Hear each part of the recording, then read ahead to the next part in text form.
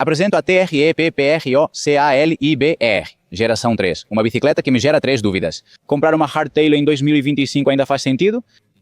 A segunda, é possível sentir o efeito do ISOBOW? E por último, e muito importante, ela perdeu seu caráter puro de cross-country ao passar para 120 mm?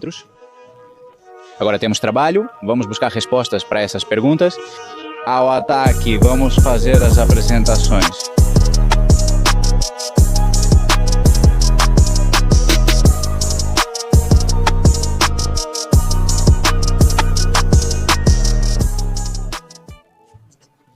Aqui temos a TRE-PPRO-CALIBER geração 3, a bicicleta mountain bike rígida, que sempre foi considerada de competição dentro do catálogo da marca americana e que agora vem remodelada. Em geometria, para começar, temos um ângulo de direção mais aberto de 67 graus, um ângulo do tubo do slim mais verticalizado e um reach levemente alongado.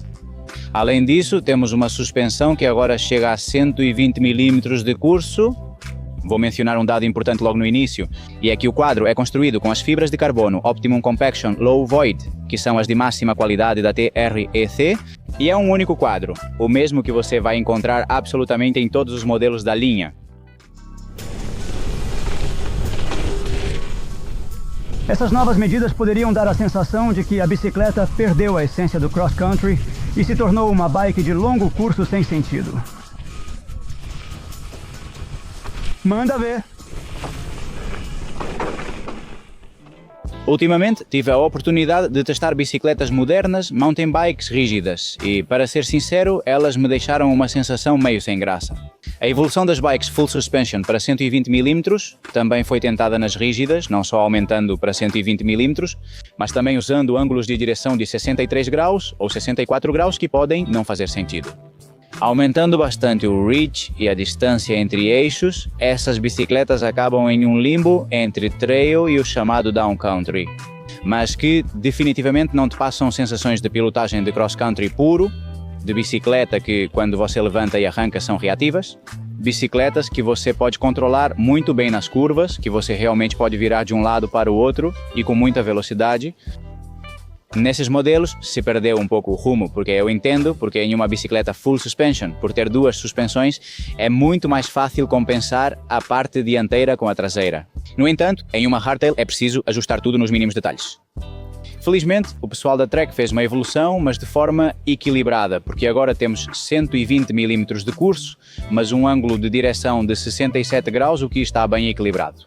O reach também foi alongado um pouco e, para compensar, as chainstays foram encurtadas para 430 mm de comprimento.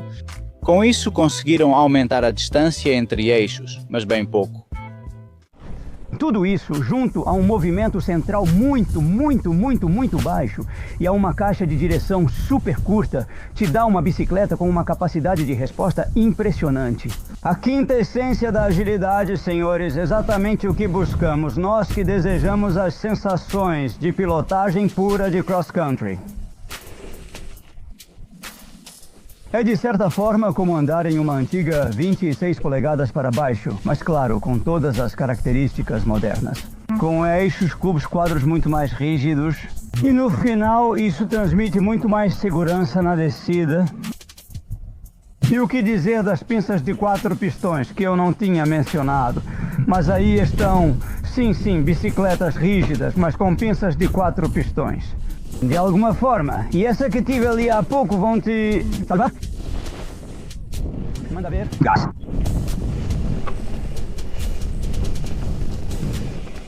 Assim já respondemos as primeiras perguntas. Não, a Procaliber não perdeu sua essência de cross-country. Agora, a próxima pergunta. O ISOBOW realmente faz diferença?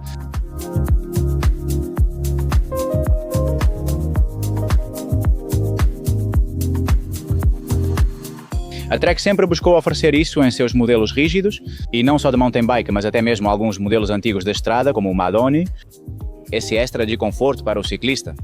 Eles vinham fazendo isso tradicionalmente com o sistema ISO Speed, que era um ponto articulado localizado na junção do tubo do selim com o tubo superior. Com o ISOBOW eles foram além. Certamente é a evolução natural, porque por um lado eles conseguiram deixar o conjunto mais leve em alguns tamanhos, até mesmo 200 gramas a menos em relação ao modelo anterior. Por outro lado, né, ficou mais simples porque mecanicamente aqui não temos nada. O sistema faz parte da estrutura do quadro. E outro ponto muito importante, pelo menos do meu ponto de vista, é a estética. Além do orifício ser curioso, não estamos acostumados a ver esse tipo de estrutura no quadro de uma bicicleta, pois temos o fato de que os estáis sobem com seu traçado diagonal característico até bem dentro do tubo superior, então se mantém uma linha de design muito interessante. Além disso, combina muito bem com o que seria um sloping bastante acentuado do tubo superior. Isso confere um caráter bem diferenciado à bicicleta. É muito curioso subir na bicicleta e se deparar com isso. Poder ver o reservatório traseiro através do quadro, fica claro que esteticamente esse orifício é um destaque. Como funciona o sistema? Bem, as bicicletas rígidas tradicionalmente têm uma flexão nos estáis. Neste caso, os engenheiros da Trek quiseram que a área de flexão não se limitasse apenas aos estáis. Seria este ponto, mas alcançando até o outro ponto. Portanto, o que temos é, de certa forma, um tubo superior que realmente começa aqui e vai até a caixa de direção. Alguns estáis não terminam na junção com o tubo do selim, mas chegam até este ponto. Com isso, se consegue a independência de movimento que eles queriam ao redor da área do tubo do selim. Agora, será que isso é perceptível? Tenho que confessar para vocês que demorei 3 dias para começar a sentir que algo acontecia naquela área da bicicleta. Porque no fim das contas, essas bicicletas modernas, essas mountain bikes, mesmo sendo rígidas ou principalmente sendo rígidas, a maior absorção fica por conta das rodas, com aros de 30 mm de largura interna, pneus com 2.40 baixas pressões, no final das contas é o pneu que faz a maior parte do trabalho, mas é verdade que existe uma situação em particular. Você consegue ter a sensação de que a isoball está se movendo. Estamos falando de uma situação de movimento muito rápido, em uma pista com o piso muito regular, muito esburacado, sem problemas.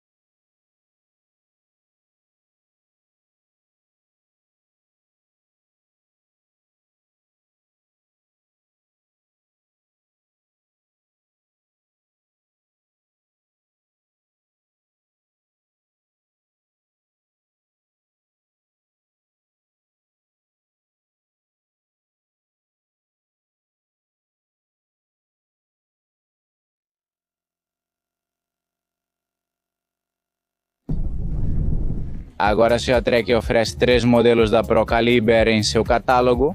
Para começar, o 95 que começa em 2.000 euros, temos o 96 que está em 2.600 euros e o que seria considerado a partir de agora o topo de linha. Embora não seja em termos de materiais, como vamos ver agora, é o modelo mais topo de linha que vamos encontrar desta Procaliber, o 97, que é esta unidade que vocês estão vendo aqui. Como não, com os jacks, novo T-Type com o cassete de 1052 com a corrente completamente plana e o coroão único de 34 dentes. Além disso, vem com a RockShox Sheet de 120 mm, como já tínhamos dito, também as rodas de carbono com Trugger, Cove Elite com 30 mm de largura interna, para dar uma boa estrutura a um pneu de 2.40 de largura, como este Pirelli Scorpion X CRC, que como vocês podem ver tem um desenho muito versátil, praticamente vai funcionar bem para vocês, em qualquer circunstância. Nessa linha Premium, vamos encontrar o RSL, o cockpit de carbono da Trek. Quero mencionar uma coisa que eu gostei bastante, que é o controle. Permite controlar canote retrátil e bloqueio das suspensões com 2 botões, e funciona. Incrível canote retrátil que, dependendo do tamanho da bicicleta, vamos ter com 100 mm de curso, 150 ou 170 capacidade para levar 2 suportes de caramanhola. E uma notícia muito interessante, e é que esse mesmo quadro, nessa mesma cor mármore vermelho, que é lindíssima, está disponível avulso por um preço de 1.500 euros. Para mim parece bem competitivo com a situação atual. E essa bicicleta, do jeito que é vendida de série na loja, pesa cerca de 10 kg e 500 gramas. Agora vamos aos detalhes do quadro. Especificamente, a Trek conseguiu reduzir 200 gramas no peso em relação ao modelo anterior. De acordo com o tamanho, estamos falando de um peso total no tamanho M, já pintado, de 1.200 gramas. Não entra no top dos quadros mais leves do mundo, mas acho que fica claro que a Trek buscava aqui rigidez estrutural e funcionalidade com o ISOBOW. Por outro lado, temos a entrada dos cabos na lateral da caixa de direção, evitando assim problemas de manutenção e de capas. Direcionando os cabos através do que seria a direção. Sistema mais simples, impossível, talvez menos estético, mas é muito funcional. Por outro lado, este modelo não possui knock block presente em outras mountain bikes da marca. Mas como vocês podem ver, também não faz falta, porque o quadro tem tanto slooping, pelo menos no tamanho M, que não bate. Tem pedivelas com a barra superior. Importante, o movimento central é press fit e aceita coroão único de até 38 dentes. E espaço para pneu, de 2,4 máximo de largura. Como podem ver, ainda há espaço para um possível caso de moda de pneus de 50. Acho que ainda dá para colocar, mesmo sem ser oficial. E um 31,6 que é universal. Vocês podem escolher canote telescópico ou tradicional, de qualquer marca e modelo, em 5 tamanhos diferentes. E 5. Também por último temos a pinça com o post mount para independizar a frenagem de todo o funcionamento de flexão do tirante.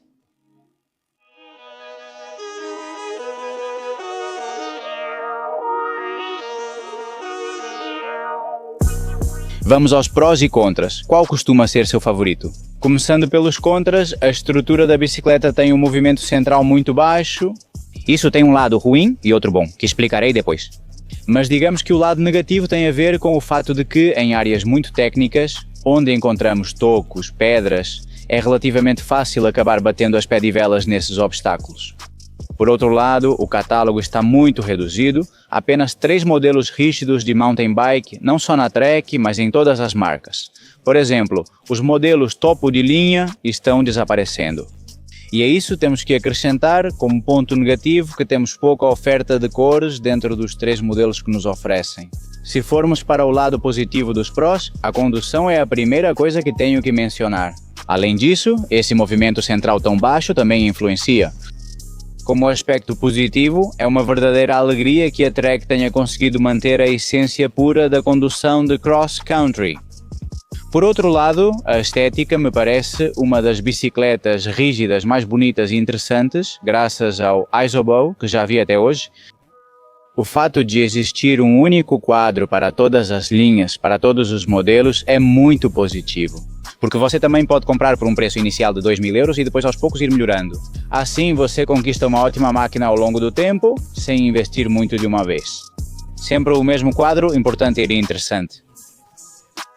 Dentro do contexto atual de preços de varejo que temos, acho que a venda do quadro avulso tem um preço muito, mas muito competitivo. Para uma marca desse calibre, em um modelo desse nível, vamos lá para a pergunta de 1 milhão. Vale a pena comprar uma hardtail em 2025?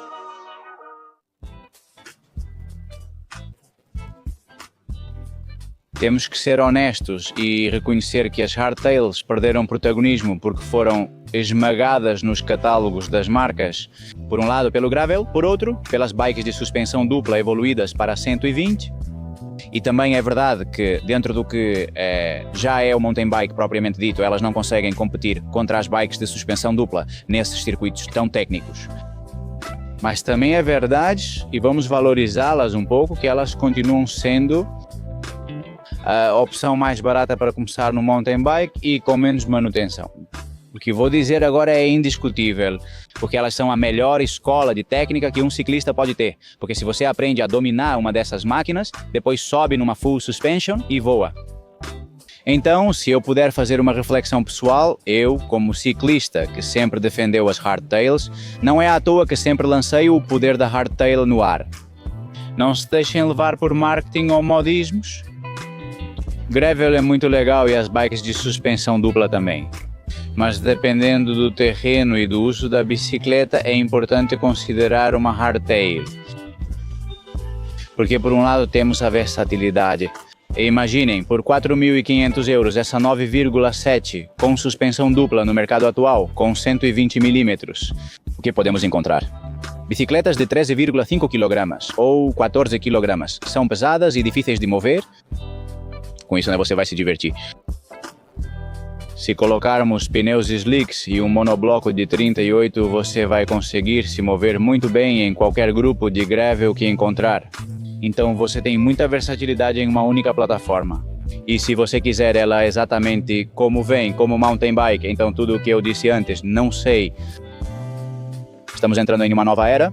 As bicicletas hardtail seguirão presentes, mais discretas, mas ainda vejo muita utilidade nelas. Não sei como vocês veem isso, deixem aí nos comentários. Estou muito ansioso para ler os comentários de vocês. E não só sobre hardtail, mas especialmente, que nota de 1 a 10 vocês dão para o modelo apresentado hoje? Sejam felizes, deixem um like no vídeo para ajudar o canal a crescer. Nos vemos nos próximos vídeos. Tchau!